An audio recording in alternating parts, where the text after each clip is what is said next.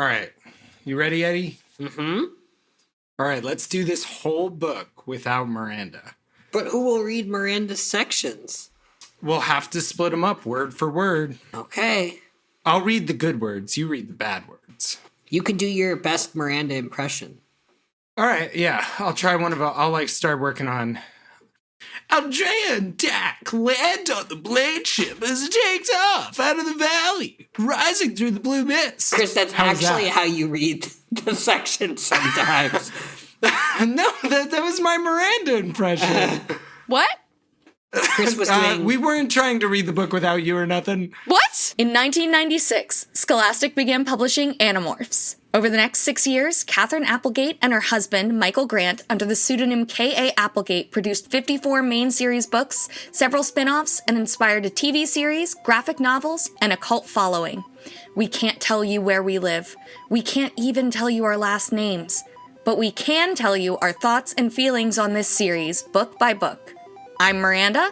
I'm Eddie. And I'm Chris. And we are... the Anidorks.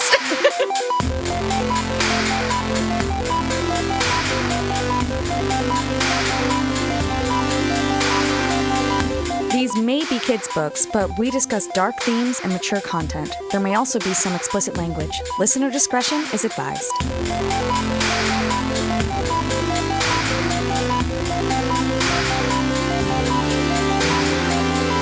Have you ever seen the movie Toys? No? It might be the worst thing I've ever seen with my eyes, but it's like a Robin Williams movie from around the same time as Toy Story, but it's live action and it makes no fucking sense. And there's a huge battle between like military toys and old school toys, and like you would think it would be good, and yet at no point was it enjoyable to watch. Visually stunning at times, but plot-wise just completely not there. Anyway, we just went through that battle in our book. Like That's true. It's like we've been to hell and back. We've been beyond hell and back. We've been hanging around a base camp, sipping coffee, being like, we're gonna go to the top of the mountain someday. Like that's where we've been. And we just discovered a virus that tears only Hork-Bajir apart at the quantum level. So can we talk about this some more? Because I don't think we talked about it last time. Before we get started. Maybe we did talk about this, but I want to talk about it again, even if we talked about this. Why the fuck won't it target Yeerks? Like, what is... Yeah, why wouldn't you just target Yeerks? What is the literal deal with that? Like, if Yeerks are bad and Hork-Bajir did nothing wrong, what the fuck? Best guess I can give you is that they can't get at the Yeerk if it's insulated inside a host. And you're saying there's no air. This really lends itself to the theory that it's like, okay, so they're really just digging through your ear canal. It is a good question. I don't know. Do you think infested Hork-Bajir, does the Hork-Bajir drop dead and then the Yeerk just crawls out? And they're like, well, that's a problem solved, and they're not just worried about the... Well, they were stomping the Yeerky boys a couple... I think their biggest fear is that they will successfully have a bunch of Hork-Bajir to use as shock troops. And this really is a Krogan-Genophage situation where they're just like, we need fewer Hork-Bajir. I don't think it's about killing Yeerks. I don't think it's about like anything like that. I think they've said, we're losing this war. The best we can do is make sure they get as few Hork-Bajir as possible. Yeah, but could it be that the Andalites, on some fucked up level, respect the Yeerks more? Like, they actually That's don't what I'm worried about. Yeah. They like want to take them to Galactical Tribunal Okay, or something. wait. Possible actual idea that doesn't absolve anyone. However, the Arn had the complete genetic code of the Hork-Bajir. This is what I was thinking. I wrote it in my notes. But I don't know that they took... I didn't read your notes, I'm sorry. I know. But it's just we're so similar. And they took, they didn't have a Yeerk sample to, make this virus off of. So the best option was to just kill all the Hork-Bajir. You're telling me nobody pocketed a Yeerk. That's what I'm hearing. Nobody it's grabbed awful. a little squirmy boy. Even a dead one. Nobody, because that would be a fun thing to throw in your pocket. Do you think they remember pets? It's like you remember those things that were apparently people played with them differently. So they were just like a squishy tube, and if you went like if you squeezed it, it would roll. Yeah. Yep. But apparently, some people stuck their fingers in it. And that was how you played with it. And so in middle school, what is this again? Yeah, where are you going? It was like you could get it as like a Chuck E. Cheese prize. No, in middle school, people started saying how you played with that determined who you were attracted to sexually. They were like, if you squeezed the tube, you want to hold a penis. If you put your fingers in the tube, you want to finger a penis. Like, you know what I mean? So it's yeah, totally. Yeah, sound off, you know? But yeah, I've seen those toys and they deeply disturb me for no reason. They're like, maybe it was that also makes sense. Yeah. Shut up. I don't want to do anything with the toy. I want the toy burned. I want to take it away from me. The kids who never got one at Chuck E. Cheese, we all just side-eyed. Like, we were like, what'd you pick instead? And they were like, you know the little, you flip them inside out and then later, but not sure how much later, they pop? Yeah, That's what I got. I did one of those and left it for years. One of the real big ones? Yeah. Yeah. Oh, what was the real big one? I don't feel like they took There were these longer little when they were silicone big. rubber cups that you could flip inside out. And then, like, over a period of time, they would eventually, like, flip themselves because they were, like, under tension.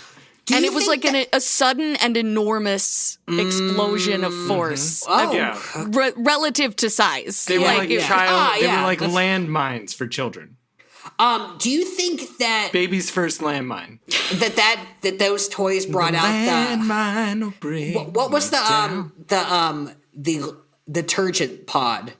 Tide Pods. Oh, That detergent Tide pod. Pods, yeah. Tide Pods. Tide I thought Pods. you said the turgid pod. The turgid And I was pod. like, what? I was like, which molecule are you referring to? Turgid pod. That's what I named my my group chat with my polycule with mostly men, the turgid pod. I actually don't know what turgid means, I'm realizing. It's like working full on of blood and like maybe I'm wrong. Yeah. I feel Why like did that I would Google bring out the turgid same. pod? It would bring out the same impulse, wanting to chew on it or to Swollen and burst it. distended or congested, yeah. Of language or style, tediously pompous or bombastic, you are turgid, Eddie. Bombastic Eddie. I just- Mr. Bombastic. I'm just gonna. I just feel like you would want to chew on it until it burst. You know? Sure. Huh. That's another kink. I didn't usually have a chewing, like, I didn't have a chewing thing. All Good right. to stuff. Just like the So- Betty Crocker bacon film. We're gonna have some repeat conversation here. I can sense it. So here we go. Okay. No, I'm ready. Here we go. 22. Chapter 32. Dak and Aldrea have just discovered the truth of virus Q118. The Andalites have designed it to attack the Hork-Bajir. Dak is enraged at the Andalite capacity for evil. Turgid even. Beneath the rage, however, is tremendous sadness. All the fighting and killing those people have engaged in has been for nothing. The Hork-Bajir have lost their war with the Yeerks. The Andalites have failed to save the Hork-Bajir. Rather than let the Hork-Bajir become slave to the Yeerks, the Andalites have chosen to exterminate them. Oh, how great. How great. So thoughtful. This is wrong, Aldrea says. Who did I just turn into? This is not who the Andalites are. Dak disagrees. According to his understanding of the Andalites, of their ruthless logic, this in fact makes perfect sense. But the electorate would never allow this to happen, Aldrea says. Dak replies that maybe that is true, but the electorate is not here. Alaran is. Aldrea places the virus in a portable container. She will destroy this virus and the laboratory. Dak tells Aldrea that she will be going against her own people if she does this. Aldrea does not see it that way. Her people would not do this. They love destroying laboratories. She knows that Alaran will try and stop her, but that doesn't matter. Alaran is no longer her people. Dak realizes at this moment, we'll get to that in a second. Dak realizes at this moment that he loves Aldrea. He and Aldrea successfully destroy the laboratory and flee onto one of the armed bridges over the deep, intending to throw the virus into the planet's molten core. At this moment, however, two things happen. The androids realize what Dak and Aldrea are trying to do, and the Yeerks begin to attack the Orange City with their bug fighters. How convenient. The Blade ship itself joins the fight. Battle ensues. Aldrea begins to approach Dak and Aldrea on the bridge with the intention of killing both of them. A Draken beam destroys the center of the bridge. All seems lost, especially the center of the bridge. Until at the very last moment, Dak and Aldrea leap onto the Blade ship as it passes under the bridge, which is missing its middle bits. So cool. It was a cool scene when they jump onto the Blade ship. Yeah, it's like classic train, like the end of Paddington 2. Yeah, famously. I also thought it was a cool scene. I just also felt like there was so much going on that it kind of felt like watching a Marvel movie. Oh, like action figures recreate the scene. Yes. It was like watching the miniature version because it happened in like a 2 or 3 page chapter and it was so much happening. I actually really agree with that. It was very hard. It was very hard to like believe so much was happening at once. Yeah. It was. It had all of the elements, but it just happened so quickly. True. Yeah. But it even had Aldrea slowly crossing a bridge to reach Dak true. and Aldrea. And I feel like they had so much time to just throw the thing and be like, if he shoots us, he shoots us. Like, what's the worst that happened? Mm-hmm. But I guess they wanted to live. I like the part where Aldrea disowns Alaran specifically. Is like, he's not Andalite material. And just saying Aldrea disowns Alaran as an Andalite is pretty fun to say aloud. Like, That's true. It's like Beetlejuice. yeah. I also think this is a lot of cool, it's like combating a lot of war programming and propaganda where you go, hey, they're like, do anything for your people. And she's saying, if you're doing something my people wouldn't do, you're not my people anymore. Yeah. And like holding to her morals. And I think that's like, But She we also found like know her moral morals. certainty and like a ground that she can stand on within herself. it's a little late. It's a but- little Well, late. but it also, we know, like, this is only, so, like, here's the thing. She's the weirdo daughter of a weirdo prince. True. Like, it's like, they are non-normative. Like, Seer's just a big old softy. What does he call him in this? He's like, kind of a malicious big old softy though. yeah, it's true. Yeah. Yeah. But it's like, they mean well. No, I'm just kidding. And he did so much campaigning to try to get us to forget the malicious part. He just kept saying, I'm just a big old softy. But you know what? It's like when George Bush was showing his paintings on Ellen DeGeneres. Right, yeah. It's like, come the fuck Look on. what I did. Yeah. I painted this one. It has 2 towers in it. But so very early on, we get, her insistence that the electorate won't support this. And I'm interested in this because we hear that from Zero. It echoes the early thing where the Yeerks are attacking, and he's like, oh, but the Council of 13 would never do this. And also, the electorate approved whatever was going on with Zero, it seems like. So I don't know that we can trust that the electorate will make the best decisions. So Yeah. Okay. But Eddie really believes in the electorate, by I the way. He's a believe in the huge electorate. He's a huge electorate apologist. yeah, they choose the princes. The princes have done no wrong. that's true. They can't. They That's can't. true. They can't do wrong. If Yeah. they do, it's suppressed. Have the electorate gone to meet with the Council of 13, or has the Council of 13 gone to meet with the electorate? Do you think they've been in the It's same room? Oh, I don't think so. So I think Zero met with the Council Yeah. of 13 and then sent a transmission back, and the electorate went through their bureaucratic Okay. steps to send him a message to be like, okay. What I'm wondering is if there's a chance to take them all out at once, if they've ever been. Oh. You mean I'm like kidding, a I'm la the end of No, Mass Effect no. 1? Yeah, Nope, yeah. Eddie said it, and Miranda's not going to cut it. So we're basically on every This is how we make our big break. No, before the FBI no. just Chris, you're kick in our misunderstanding me. windows. I'm Do you thinking- think when the FBI rappel down your apartment wall and kick in the windows, they'll be listening to Yellow House Make by no Grizzly mistake, Bear? you just didn't let me finish. I'm just wondering if we can all go out to the Cracker Barrel together. Take them all out at once. Why go them to all 2 out. separate dinners? I want to buy one dinner for all of them. So Yeah. No, I would love might to I- meet all these people. yeah. Right. Might I express a pivot to the Outback Steakhouse? Okay. I Ooh. think that would be. But I you think, can't do breakfast for dinner there. That's true. And the Council for 13 only eats breakfast. You can do breakfast for dinner at the Cracker Barrel? Yeah, all day so. breakfast. It's on the billboard. When's the last time you... The billboards don't lie, Chris. That's think most that of answers my my interaction question. with Cracker Barrel is the billboard. And you know what else I've learned from those billboards? Best pancakes in the world. That's what I've heard. You know what, though? as- The pancake that's right in front of me is the best one. That's very true. Like, that I don't know. is- I've had some disappointing pancakes. That's true, but it was They're still never the best terrible. pancake in the Yeah. world. Yeah. I will say, the second I found out you could buy the peg game outside of Cracker Barrel, I never needed to go I'm back. trying to make a joke right now, and I can't come up with one. The second I found out I could buy my strap-ons somewhere other than Cracker That'll do. Okay, All right. what we have failed to discuss so far is actually the best part of this chapter, which is the conversation that they're having where so I passed over it very quickly with Dak realizing he's in love with Aldrea, but we get this whole bit. Alarin had failed us. Alarin had failed us. My people were doomed now either way, but in the end, Aldrea was my true friend. She had lied to me, used me from time to time, and yet now, here, in this black moment, she was my true friend. And they just really, we get to see him coming to trust Aldrea in this moment.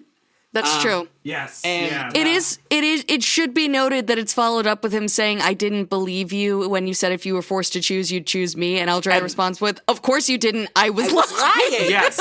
And then... Which is why Dak will beat Aldrea on Survivor next week. So. Maybe not, because Aldrea, he then says, like, okay, so we agree, no more lying from now on. And she totally disregards him and says, let's just try and make from now on as long as we possibly can. let's But try to she be is alive. going straight back to lying the second she can. It is actually a really lovely moment. It is. It really is. It is. It's one of the few like romances in these books that like actually make some bizarre sense.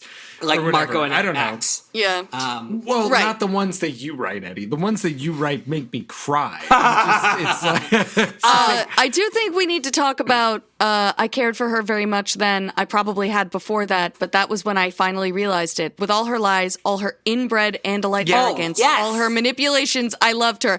I know he means like baked in, like you probably can use inbred like that, but like... And yet, what's the origin of it? Yeah. Okay, produced by okay. inbreeding, existing in a person, animal, or plant birth. It's like a Folgers commercial. No, so yeah, the number two definition it's is number existing. two definition. Yeah, from birth, congenital. So he just means, it's, you know. But you know what? So my understanding is that despite her inbred Anda-Lite arrogance, Dak will stand by her. He will. we'll stand by her. He will That's stand by her. And, you know, I think as they stand by each other on this blade ship, I think that's a great moment to go into chapter 33. Let's do it. And Burb.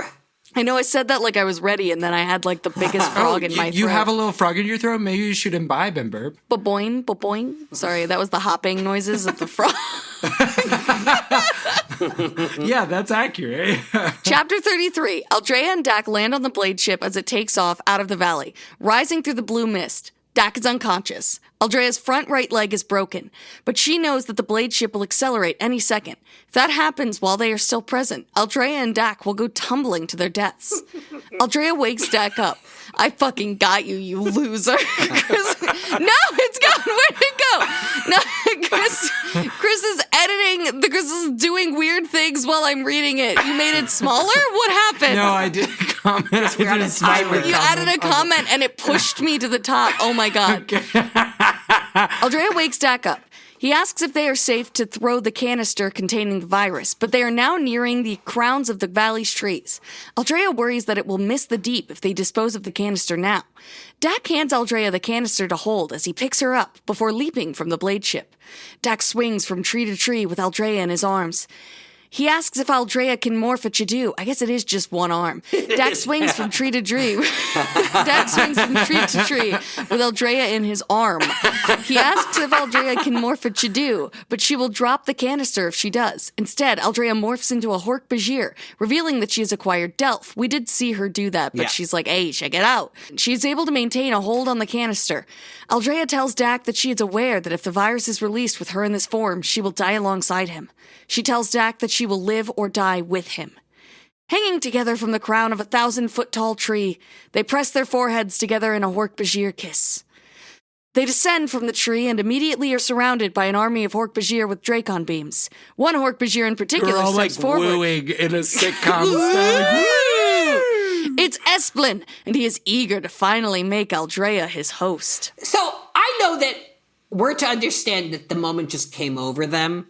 Here, they were like, they had to kiss, they had the smooch, it was a romantic moment. It's very Spider-Man, this kiss. Very Spider-Man. But I will say, I could not visually make sense of what they are doing here because What I'm do like, you mean? They're touching foreheads. They they're like interlock swinging. horns. And I think Aldrea is I think she starts swinging. Is that right? Or does she still Yeah, in his they arms? start. I reached for the treetop and gripped it with my Hork-Bajir claw. So they're hanging, and he pressed his forehead horns to mine, and she feels the tingle of a sensation she had not guessed Hork-Bajir could feel, which to me is like, she didn't think they like had sexual appetites in any way, shape, or form, which is a very strange thing I to do hear. think it is implied that they cannot conceive of banging before they are both Hork-Bajir. I know, right? Yeah. It's like, have a little imagination, would you? Right? Like, We could've can made this just talk work. about You gotta give it the college try I will first say, before you call this it. is- So. Like they've even got the stalk eyes, so they could do the forehead horns, and she could stroke his face. As we learned, stroking an Andalite's Okay, face Miranda, with your this palms. is gonna have to go Is on Anda-Lite the kissing. only Patreon. Like, this is like, we're officially like venturing. Like, this is not a podcast for children, is something we say at the beginning. But We do. Our feel cousin like asked you- us at if her this- 7-year-old who was starting the book should listen to the podcast, and we said unironically no. And what I will say is, though, my complaint is not that; it's that you're giving it away for free right now. Like that. I right, would that's point right. them towards the illustration of, because I think using the illustration of Hork-Bajir Chronicles, not the cover, the inside cover, the one you have to But that's pay to not. see. Apparently, that's completely unsexual to them. You know what? I don't buy that. I don't believe that for that artist it was unsexual. The thing about the kissing is, like, I feel like you guys are just making much to do about nothing. Like, it's like they Much have to-do earned this about moment. nothing? Chadoo? Yeah, that's what I said. Okay, I'm making sure. Yeah. And here's the thing. I actually thought I was going to like have something to say, but really I'm just here to say I can't believe we didn't name an episode Much to Do About Nothing. we could do it now. If we say it two more times. because I have a better title that I'm going to say later that Eddie's now not going to do out of spite because I said that. Anyway, let me change the subject. So If you say Aldrea- please, I'll do it. Thank you. But I'll wait until consider you say being- it. Yeah. I'll consider being big enough to say please. The one thing I would like to say is this is a callback to when she like deftly acquired Delf earlier in the book. She like, Yeah. we were all talking about it back then. She like sneakily was like, no, let me show you. They feel nothing, like blah, blah, blah. And that's when it happened. And this book is very sneaky. There's a lot of good like sneak in here. Is it ethical what she did? No. Okay, no, my argument was Not going a to- single thing she's done has No, been ethical. I- She is a colonizer, and she has literally led the enemy straight. I to them. want to suggest that sneaky acquisition is acceptable on my council. I think we would be having even more fun in the main series books if we practice sneaky acquisition. Look, I'm not Yeah. disagreeing that this is like a fanfic vein. Like, you have just cracked open a set of desires. I'm sure so many people have. Like, and I'm just saying, guys, stop giving it away for free. Like, just like consider like start the OnlyFans today. Is it weird we never hear of Dax like, this is great that you're a Hork-Bajir, but you look a lot like my friend Delf. Yeah, I it's a know, little I weird know, for me. I know. And Delf is Yep. dating Jagal, and Yes. so like it doesn't feel Jagil, and so it just doesn't feel right. You know what I mean? Like it just doesn't. It's like I feel like I'm betraying my boy. Like I feel like I'm breaking bro code, and like Yeah. Bro code. Yeah. God, that's fun to say. I wish it meant something less annoying. I feel like I worry it says something about how seriously the book takes Delf's point of view or not. that we're not led to any, this is not a problem in any way, you know? But I guess it's also pretty, extreme circumstances, but... it's extreme circumstances. Delf is dead. Is she? Delf is probably dead. We don't have that confirmed, but given that they're shooting where they just left from, Delf is probably dead. Additionally, we did hear about infesting a Hork-Bajir, which is probably very similar to the controlling the instincts portion of a morph, which tells us that it probably wasn't that difficult. Although, actually, it feels different because, you would think that fear at the confusion would be, but they're not afraid to be confused. They're just confused. Yeah. Okay, fucked up sequel idea. What if Delf is dead, Jagil is alive, and then... No, that's beautiful. That's really good. And then they're all, living in the thing. Grief. Oh, my God. They have to form some sort of turgid pod. Oh no! It's a callback to a joke before we were recording, I think. I think Miranda might include 45 minutes of us learning what the word turgid meant. Okay, I do need to ask for someone who's feeling like they can... I think we should all read it. At the same time? No, well, I'll set it up, and then someone else pop in. All right, sounds good. Chapter 34, having finally captured Aldrea and Dak, not Dake. That's not Jake and Dak combined. Having finally captured Aldrea and Dak, Esplin cannot resist chewing the scenery. He narrates... Do you want to go full Visser? I mean, that's Julia Child? It could be. But it's also been many books at this That's point. True, and also he's not in Alleran. Why don't you transmute Visser 3 first, and then I'll give it a shot when you're done. Okay. Did I gloat a little? Oh, yes. Yes, indeed. Allow me to introduce myself, I said. My name is Esplin 9466. My rank is Sub-Visser 12, although with this triumph, I think my rank is very, very likely to be elevated. Yes, this will be a great success. My God, that was Cartoon Network work. That was amazing. Dexter's Laboratory. So good. Yes. Esplin has Dak and Aldrea bound, and then they enter his bug fighter. He hands off the canister. Wait, I'm not going to get to read it? No, I thought you were going to take the next section. That's fine. Oh, okay, gotcha. He hands off the canister containing the virus to his guards, though he does not yet know what the canister contains, and demands that his soldiers be careful with their new captives. After all, those bodies are the Yeerk's own now. 2 of his guards join him in the fighter, and they take off into orbit. Esplin tells Aldrea, who is still in her Hork-Bajir morph, to return to her Anda-Lite form. Aldrea refuses. In an hour and a half, she tells Esplin she will become a Hork-Bajir forever. Esplin begins to beat Dak, saying to Aldrea that he will stop. Really funny sense. That when he will stop when she returns to her Anda-Lite form. Then he remembers that he can simply infest her and force her to demorph. So he does. I saw inside the mind the memories of Aldrea, the Anda-Lite. I saw it in a flash. All that she had been, all that she had done toward us. I saw the secret of the canister. But most of all, I saw her running, holding my hand. Do you think we'll make it? Do you think we'll... Take it away, Miranda. Fix this. Tail high, 4 eyes open, seeing in all directions at once, or at least 4 of them, running free across the grass of the Anda-Lite home.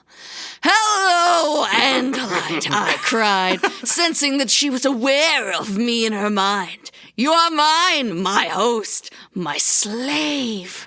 I could not wait to get completely wrapped around Miranda, her I think brain. you got that wrong. I think it's my Slave. Oh, my Slavic love. I could not wait to get completely wrapped around her brain. I had to see inside her memories, all of them. And I opened my own mind and memories too, letting her see all that I was, all that I had been. I wanted her to fear me, to understand how hopeless her life was now. Eddie, take this last part. Yes, look into my mind, Anda-Lite. Do you see who I am? Do you see that I am your master? Do you realize how we will crush you all? The only problem is, as he infested Aldrea, Esplin left his own Hork-Bajir body free.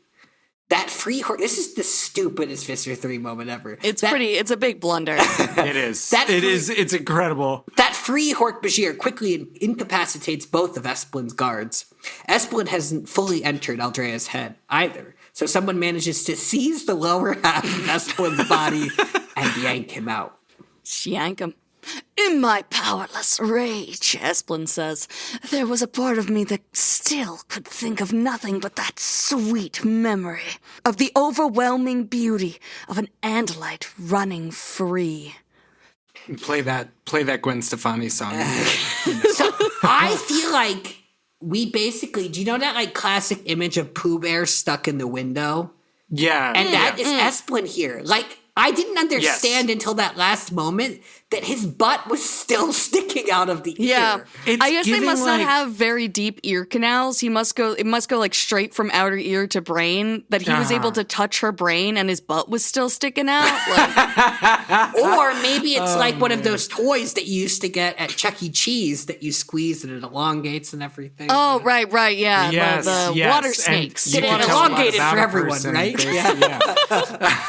But here's the thing. This is like pro wrestling level of stupid. Like it's like literally like when like the pro wrestler like sets up the person to do the body slam off the top wire and they like turn to rev up the crowd and then they jump before they look and they land and hit like a metal chair. You remember all the times they would stand there looking visibly dazed while they like Rey Mysterio set up the 619. Yes, the 619 was exactly what I was They're thinking like on the of. ropes, like they're spinning their head watched- back and forth. After we do this, you have to watch like old clips of Randy Orton like pretending to be dazed. The It's legend incredible. killer. Yeah.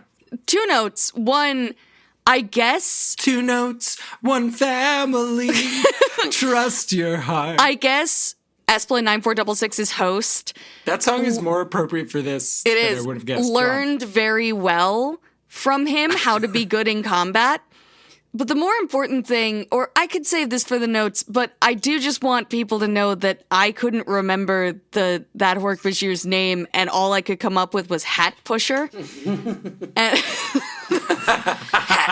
I'm going to tell you, it was Fet Mashar. It was Fet Mashar, and y'all were calling him Fet Masher last time, and my brain supplied Hat. No, Hat Pusher. I thought his name was Hat Pusher. Yeah. Haberdasher. Or Well, it's like Jagil becoming Jaggle. was he not the Rob Van Dam? Was he secretly Rob Van Dam's a wrestler? Was he secretly the Jean-Claude Van Damme of Hork-Bajir? Like he invested him and like he did Tai Chi for fun or something. Yeah. Mm-hmm. Yeah. Mm-hmm. I feel like you can sense Aldrea seems to want to get stuck in her Hork-Bajir morph. Like, I feel like on some level she's that's like, what totally if I legible. just stayed in it too long? Like, but at this point, there's no reason why she would have to. Like, what is her motivation? Is it for Her motivation, Dak? I think, is desperation to be with Dak and to like, I think it is like she is choosing that path. That's the read that I get on it. I think there is some level of A, just not wanting to follow his orders. But B, I think she believes that the Hork-Bajir morph will provide some layer of protection that won't let him get at all the Andalite secrets as quickly, which may be true based on what we see here. I imagine he it would gets just one be that memory she could out of hide her. as one. I don't think it's protection. I think it's thwarting. I think it's like straight up like, you want my Andalite body, I will not have an Andalite body. Yeah. Right. Like, yeah, that's true. Oh, that's a good point. That she's like, if you're going to infest me, I'm not going to let you infest an Andalite. Right. That's a good like, point. She's not, I don't think she's fully thinking this Now, through. She seems to be like kind of Racheling it as she goes. Because I was going to say, as far as we know, there's only one Yerk that wants to infest her Andalite body.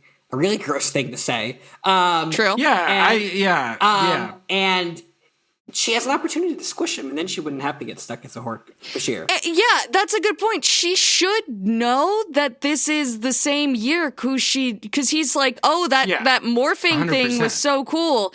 And yet, like, it's Dak who says he doesn't want to kill him, I think. Yeah. Like, Yeah, that's but right. Aldrea had the chance to kill him when she's like, hey, I chose not to kill this guy before, and he has come back to be another problem. So maybe we should actually kill this one. So what I'm wondering, though, if there's something in like the book's logic or the book's imagination that it is also the book just cannot imagine Dak and Aldrea, or maybe it's not. Maybe Scholastic wouldn't allow it, but Dak and Aldrea being together as I guess it's because they have to reproduce. That's they do. For Jirahimey to be telling this story. Right. That's what it is. Right. Yeah. That's the thing. But I mean, like, your point is still valid because it's like you choose the framing device. Yeah. Like, it's like, So, but in the way that we got here, yes, that is the switch that has to happen. I think also that Aldrea doesn't feel at home with the Andalites anymore if this is what they're doing. And she is blaming it mostly on Alarin, but I also think she knows she's not going back. Like, no matter what happens here, she's not going back. Even if she succeeds and the Andalites somehow win, like, she has turned on the Andalites. She has left that. She's done. Yeah. She's out. Yeah. This chapter was terrible dark. Like, it was just very dark. It was a great chapter. It just was like, this chapter was like similar in darkness to like Rachel chapters. Yeah. And we've already had that this book. Yep. Right. It's just a sentence I could not wait to get completely wrapped around her brain. And also that he says out loud, he wants her to fear him. Like that is one of his goals. It's truly, truly horrifying. Like he is like this Visser, this Esplin to Visser 3 is like Anda-Liteness Chronicles Chapman to later fun guy, cool teacher. Yeah, Chapman like he sucks, but he's not that bad. Yeah, he's not that bad. Like, and in fact, he loves his daughter. But like a more nuanced evil versus like cartoonish evil, or not even nuanced. This is more nuanced. More. This is more visceral. It's more visceral. Yes, visceral. Yeah, if you will. Yeah, it's more like I'm willing to kill people aggressively and with my hands and to do want this. To break Whereas them. in the new one, it's like, or in the main books, it's like I want to do a silly morph before I try to kill you. Yeah. Like, let me try to destroy these children through a circus performance. Like that's the kind of thing. Yeah. It would be more work than I am willing to do, and I think is appropriate in this modern era of ours, to like try and understand why he is this way. True. Like there is just a like level of like, because it is just like we drew that connection earlier in the book to like the freedom that the Andalites experience and the Yeerks feeling trapped and all of that, and like them working to like climb their way out of it. But it is also just like when he gets his chance, he sure goes real evil. Yeah. Like they double down on that here because the thing he can't take his mind off of is how beautiful it was to see an Andalite running free, that feeling that he got in that memory of her running free. Mm-hmm. And so like that being the thing he latches onto, I think we can say from that when he gets the freedom of being an Andalite, maybe he goes a little too far. Mm-hmm. You know, maybe maybe he just feels I'm the Andalite. Mm-hmm. I get to do whatever I want. And if I need 60 people for an upbeat choreo number, that's what I'm getting. Right. You know what I mean? It's the unbearable Anda-Liteness of being. Yeah. Exactly. Yeah. Yes. I feel like it's hard to see this, and maybe the characterization wasn't quite there, but he's so inseparable from his Andalite form in the main series books. True. And here we really see that it is just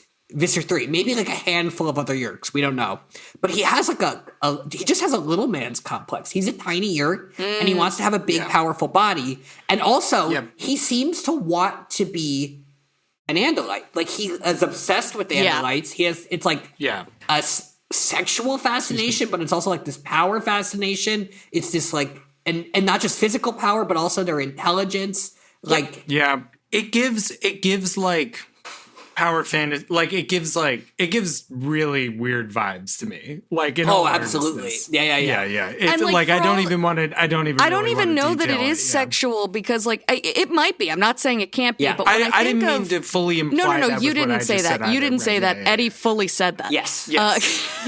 Yeah, but Eddie's like a turgid Like, no. When we think of male power fantasies, and you think of the He-Man character, they tend to be they tend to be unbelievably ripped, all these things, but they are often like, there is like a homoerotic nature to them that is not actually necessarily felt by the person who is reading it. It can be, but it's more about wanting to be someone that is that sexually appealing. Yeah. So they have to portray them as sexually appealing. Right. Yeah. And I think it's more that he's obsessed with being the thing he wants, if that makes sense. Yes. It's like not necessarily, it might be sexual, but like he's obsessed with being something that everyone should want to be. He's like, every Yeerk should want to be an Andalite. Yeah. I want to be that Andalite before anybody else gets to. I think I'm doing like it is an observation of what's on the page at times. I'm not sure it's there on a deeper level, but sometimes the way that he describes Andalites has like the language of attraction.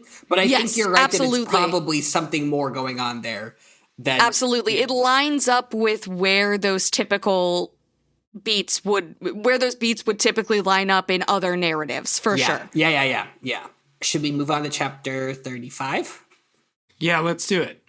Dak and Aldrea stand aboard the bug fighter with Gaffalat. Just come again? Wait, it's not Hat Pusher? You want me to come again? He infested a different Hork-Bajir than the first one he infested? Okay. Dak and Aldrea stand aboard the bug fighter with Gaffalat, the Hork-Bajir who had previously been infested by Esplin. Esplin himself rides on the floor of the ship. Sounds like a logic puzzle. Dak observes that something is troubling Aldrea. Aldrea explains to Dak that when Esplin infested her, he could see all of her memories. Yes, but she could also see all of his memories as well. Ooh, that's nice. Nothing is ever as simple as it seems, Aldrea says. Dak looks down at Esplin on the floor.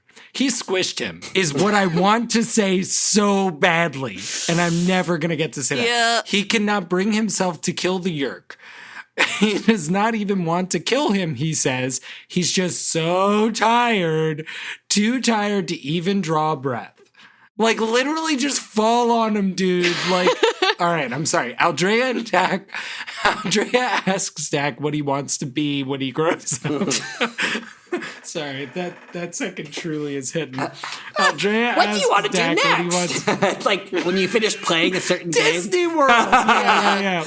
They're already in orbit. They could go anywhere, finally be together.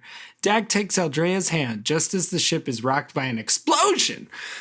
An Andalite ship is attacking the bug fighter, believing it is piloted by the Yeerks. The bug fighter lands back on the Hork-Bajir planet. Dak wakes up to find... That's so sad. That's actually like heartbreaking. Dak wakes up to find Aldrea still in morph, long past the 2-hour limit. She is a Hork-Bajir now. But where is the canister containing the virus? It had been aboard the ship with them. Dak and Aldrea search, but the freed Hork-Bajir, Gaffalat, has already found it. He holds up the canister to show them, revealing that the canister has been opened. The virus has been released. Dak and Aldrea begin to run. As they flee, they watch as Gaz's face distorts as the virus takes hold.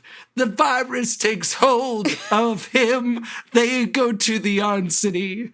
I just saw Ren 3 times, where they watch as the last of the Andalite task force abandons the planet. The Andalites are gone, Aldrea says. The Hork-Bajir are doomed.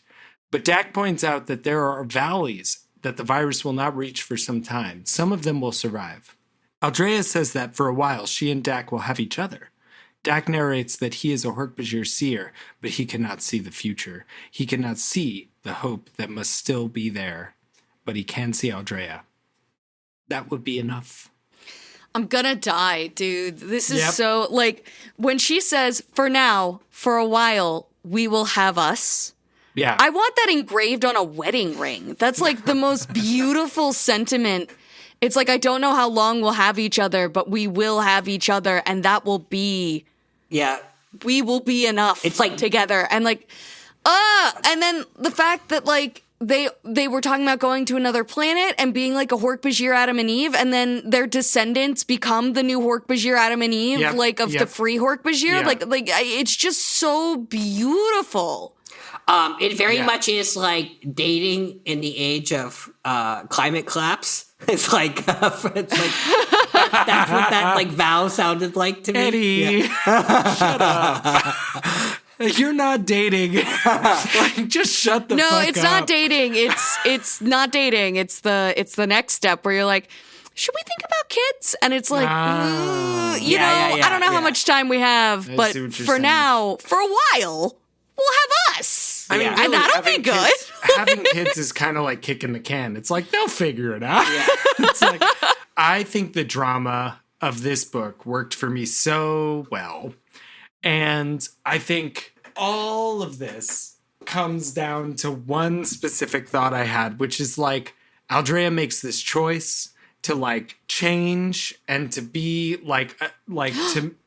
and in a way, she uncovered her inner Delf. Oh, okay. To know one's Delf is to become yourself again, you know? That's very and good.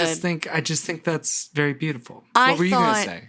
You were going to say this is just like Grease. It is also just like Grease. Wait. Well, I was Please just thinking, articulate to me it's how it is Are you like talking about Grease. Rizzo? No, I'm talking about Sandy. Sandy? When she comes out in the hot outfit at the end. Better shape up because I need a man. Yeah, because I need a man. That's the only song I know. I love that song, and it makes me want to go to a fun house every musical. time. No, it's not. Yeah, it's it's actually only in the very movie. funny. You're the one that I want. The most famous song from Grease, except possibly Hopelessly Devoted to You, which was the single that they put out by Olivia Newton-John, both not in the original movie. Neither is Grease's not in the original movie, not in the original musical. Neither is Grease's The Word.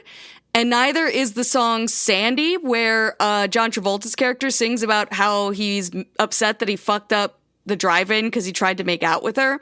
That song is originally called All Alone at the Drive-In Movie, where he talks about how he's going to be so embarrassed at school if anybody sees that he was at the drive-in by himself. Totally. Wait, why So don't yeah, I need they to made it a Grease. sweet song about how in love No, with it's not in Sandy. the movie. No, yeah. It's like in the movie. original. But the in song movie, that they Miranda turned- was singing is in the movie. That's It Yeah, is, but I yes. haven't seen the movie. But and that's why I'm they still bad. have the same. They just do a reprise of "We Go Together" in the musical, but they still do the thing where like she comes out in the hot outfit. And like people are always like, she had to change everything about herself for him. And I'll be like, I'll point out he did join the track team and try to get better at school before their breakup. So like they yeah, did. but he didn't succeed. No, he was and- terrible at track. And she's like, I'll just cosplay, okay? I'm still gonna be a good girl underneath all this, but I'll cosplay as the bad girl that you Well, want. that's the thing, right? It's like And then she's cosplaying as Delf. She's still Aldrea, but she's now more physically appealing to him. No, I don't mean that. I actually don't know that that's true. It You might be so it's a weirded little bit out. frustrating to me that it doesn't come into question because I think he was also into her as an Anda-Lite. I agree. No, it's like the 100%. beauty. It's like the Beauty and the Beast thing where he turns into Prince Adam, and she's like, "So you're like this now, like forever?" Like, But you know what? It is. They kind of solved that problem by just not getting into the whole sexual or physical attraction. True. So you're not gonna use your little scratch tower anymore. yeah, You're you're not gonna wait, take me in your wait. big strong arms. Like, I think there's a moment in last chapter we're really wasting this 15 minutes. you gave us a lot of time. I know. gave us a lot of time. I We're think we vamping know here. what form was Dak's ideal form for his partner. Chadoo. He says, "Could you morph That's into what a I'm saying. Chadoo?" Much to do about nothing. Yeah. Yeah, exactly. And so, fun fact about Much Ado About Nothing, there's like several puns that are going on with the title. Eddie, you probably know this, but Much Ado About Nothing. So we're making a big stir about nothing. Yep. But it can also be Much Ado About Noting is closer to how it was said in the original dialect in which it was spoken, which can mean gossip, but is also a euphemism for hooking up, like people like about having sex. And almost nobody actually has sex during the course of that show. So it's like Much Ado About Nothing but the much ado about noting like comes in. It's like much ado about sex that didn't actually happen. Like there's a lot of, it's like a very cute little, it's a very so cute, the way that I used title. the pun earlier was the exact opposite. That the way they were actually no, it was the exact same as the way they used it in the thing. They act That's like we're going to talk about sex a lot in this book, and then there's no sex. Mm-hmm. Yeah, this book was called the Hork-Bajir Chronicles. I will say though that having an interspecies, having an interspecies romance as an adult, when you read it, your mind immediately goes to, will this work? You know what I mean? Like, you can't. Why did I really buy stop Mass yourself. Effect if I can't bang an alien? Exactly. What do you mean I can't bang Tally because her immune system's too delicate? You better get some medicine to fix that. Okay. And then I found out I just can't bang Tally because I'm a girl, and I think that's rude. We are led to believe at the end of this book that the reason that Dak and Aldrea do not catch the virus is because the wind blew another way, which I know in this series is also always possibly Ellimist intervention, right? True. But, okay. They didn't feel a tingling in their they didn't feel tingling. Yeah, their Ellimist so it's sense not the didn't Ellimist. tingle. Yeah, that's what I'm trying to say. Yeah. But the Ellimist could have blown the wind, though. Yes. They might not have known. A big cloud shaped like the Ellimist face. But okay, I have a question. Where do they go? And I think this may actually be. I wonder if this is. I wonder if we'll come back to these characters and learn their fates at some point in the series. I don't know. It'd be interesting. I kind of hope. I mean, I do hope that we don't. I mean, we know what happens in the grand scheme, anyways, in the epilogue. What's your thought, though? But okay, the Arn are powerful enough that they were able to repair their atmosphere, right? They have that kind of technology, some kind of terraforming technology. Could they somehow use that if the wind blowing a certain direction is enough to protect some Hork-Bajir? Is it also possible, or even just what they grew the trees to fix the atmosphere? Is that what we learned? Could they somehow use those powers to help with the virus? Build a tree that absorbs the virus. Yeah, it could be done, probably. I mean, the thing about viruses is they can't be too successful, right? Like, we saw this during COVID. It's like... Yeah. Well, and we especially saw it during SARS-CoV-1. Right. Which was the original SARS. Too lethal. It was so lethal that nobody else got infected. The carriers died immediately. Yeah. How fun and depressing. But it's true. It's like the reason why like a virus has to be right on this edge of keeping its host alive, doing its thing, and it can kill you if it wants, but it has to like kill you slowly enough that you take right. We don't know. Well, we don't know anything about the quantum virus.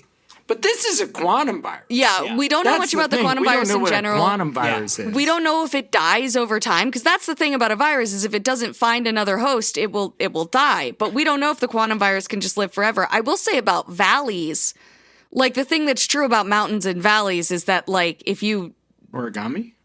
True.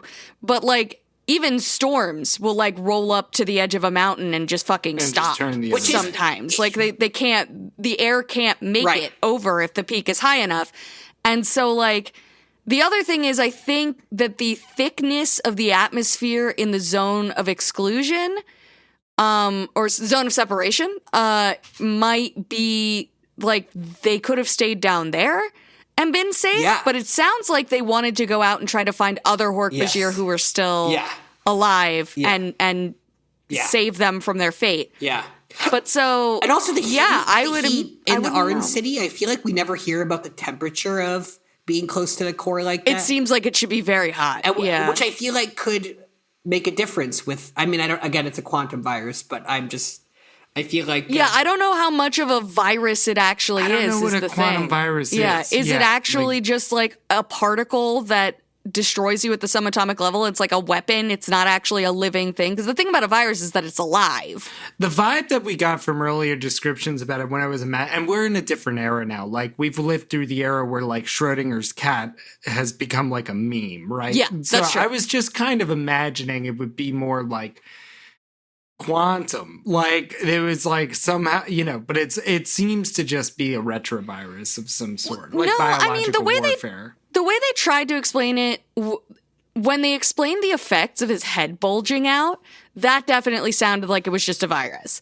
But when they explained that it like deletes parts of you on a subatomic level, I'm like, that sounds like a quantum thing, Maybe right? I forgot that. No, that sounds good. But Yeah, we that don't sounds see the effects of it play out that way. I would expect pieces of you to disappear, but it's also possible that a piece of him disappeared that caused the pressure in his skull to like massively increase. So like it like it's gross no matter you never how you cut know. Yeah. It is. Yeah. It's like, if you're lucky, it deletes the part of your brain that can feel pain first, but you never know what it's gonna get. Yeah. Like, Ga deserved better. he did. Delfless Acts of Aldrea, is that better? Delfless? Yeah, you're working hard. Oh my god. Yeah. But, Let's just do the epilogue. no, God deserved better, and I want to know, did it shake open? Did he accidentally open it? I'm like, I don't know, because they just say that it's like open now. Could he have been like, you know what, he found the canister closed, he's like, I gotta sip it. And he just took one sip, he unscrewed it. It's what I would do. Forbidden juice. And he was like, one, and then he meant to put the lid back on. In the zombie apocalypse, I will find you dead next to a bottle of zombie. It's like Eddie was like, me thirsty. And it's like, it's a powder, Ed. And you're like, I know. You had to. I know, and you'll be like, come close so I can bite. Should we do the epilogue? Yeah, let's do it. Okay. We return to Tobias's perspective for the epilogue. Jara Hamid has finished his story. Jara explains to Tobias that his grandfather, Dak, told Jara's father, Ciro, the story. Then Ciro told Jara the story. Now Jara has shared this story with his own daughter, the young Hork-Bajir sleeping beside him. Tobias says that Jara has not yet told him the ending of the story. What happened to Dak and Aldrea? Jara replies that stories have no end. Stories go on. Tobias sighs.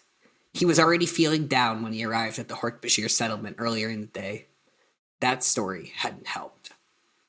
The sleeping Hork-Bajir begin to stir and then wake up. Tobias thanks Jara for telling him the story. Maybe one day there will be another great Hork-Bajir seer, Tobias says to Jara. He is ready to take flight and go home.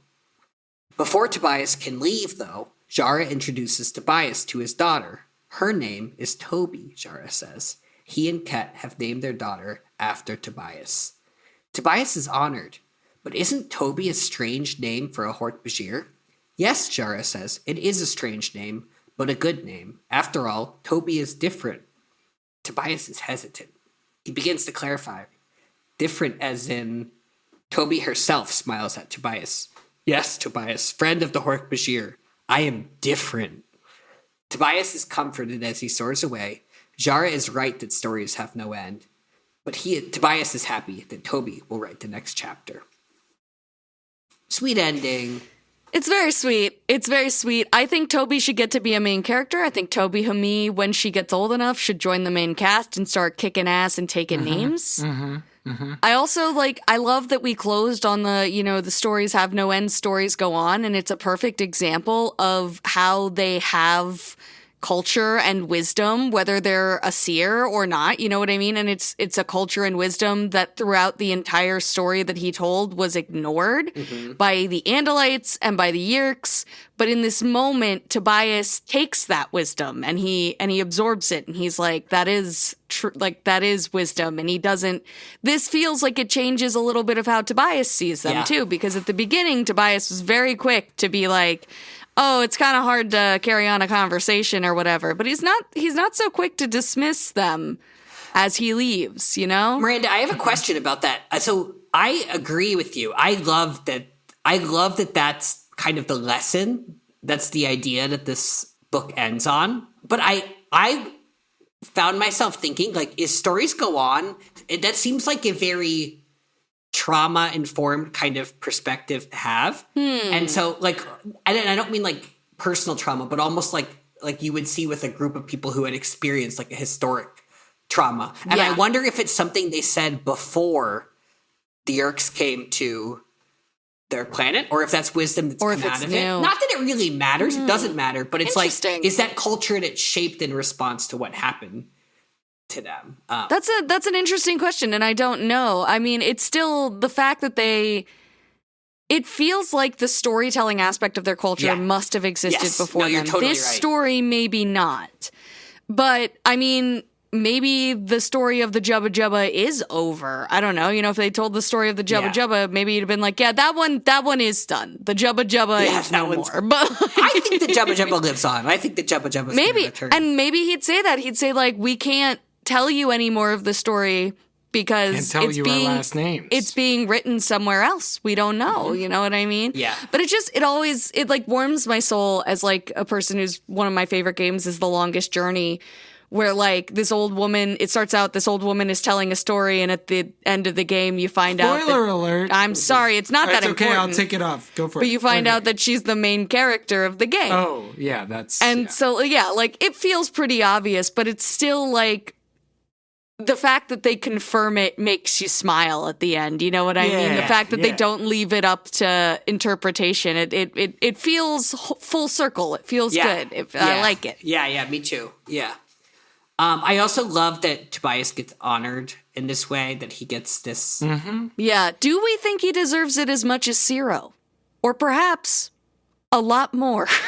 A lot more than Zero. Also, Definitely a lot more Zero's- than Zero. He has a lot less blood on his... Well, Zero- he did kill all the dinosaurs. Here's the thing. Zero's name went to someone else, too. Zero didn't do anything for the Hork-Bajir. They named Zero for Aldrea's father. Oh, I see what you right? mean. Yes. That was a personal thing.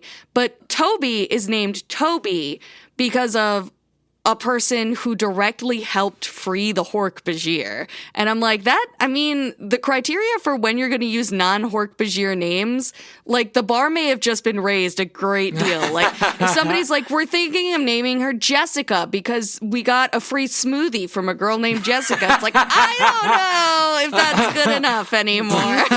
That'll be them at some point in their journey, I'm sure. Yeah. It's like, it's Rita. We're Rita because it's the first day of spring and we get a free Italian ice. Yeah, we drove around to all 6 locations in a 10-mile radius to get our little tiny free cups. Do you think when Dak and Aldrea had a kid, Dak was like, we should really name this child after your mother, because she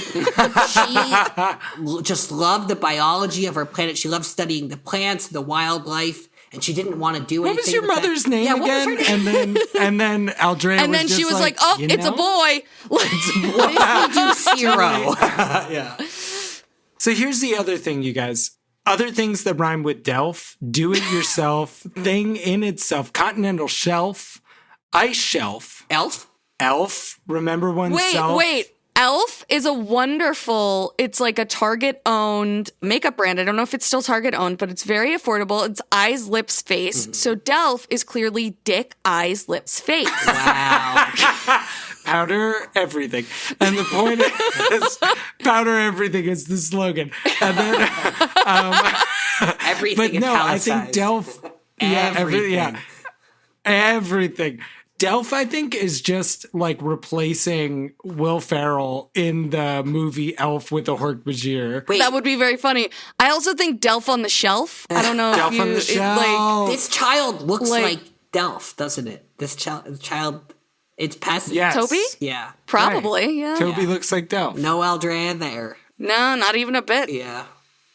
I do find it interesting, this idea that the Seer's granddaughter, the Seer's great-granddaughter was the Seer, because that lends some credibility to this idea that, like, the bundle of genes is, like, that it is genetic, which lends an idea that if... It's a recessive gene. Right, but it also lends this idea to, like, if Dak and Aldrea were the primary procreators among the Hork-Bajir, and then now, Jarahami, I mean, we could have more smart Hork-Bajir in the future. That's all I'm saying. This is They problematic could territory. inbreed to get smarter. Yeah. It doesn't usually work that, way. inbred Andalite arrogance. Right, Yeah, exactly. yeah. It's because all the Andalites are fucking each other. There's gotta be all their siblings or whatever. there's gotta be some fun miscommunication that happens with Toby being a seer, and then when Tobias goes back, when he's in this red-tailed hawk form and he's saying seer, like that's gotta be Seer! that's gotta come up yeah. at some point. Yes, We do have to Tobias, mention I there's am a one last seer. thing. We'll just put this in as we're fading out. But the Ellimist totally interacted a lot during the beginning of the book and the end of the book. There's like a tingly moment where Tobias turns around to talk to the little girl. Yeah, And, for like, sure. Totally Ellimist intervention. Totally. He's like Waldo in these books. It's like you just have to know where to look for him. Yeah, when you were bloated, I was there.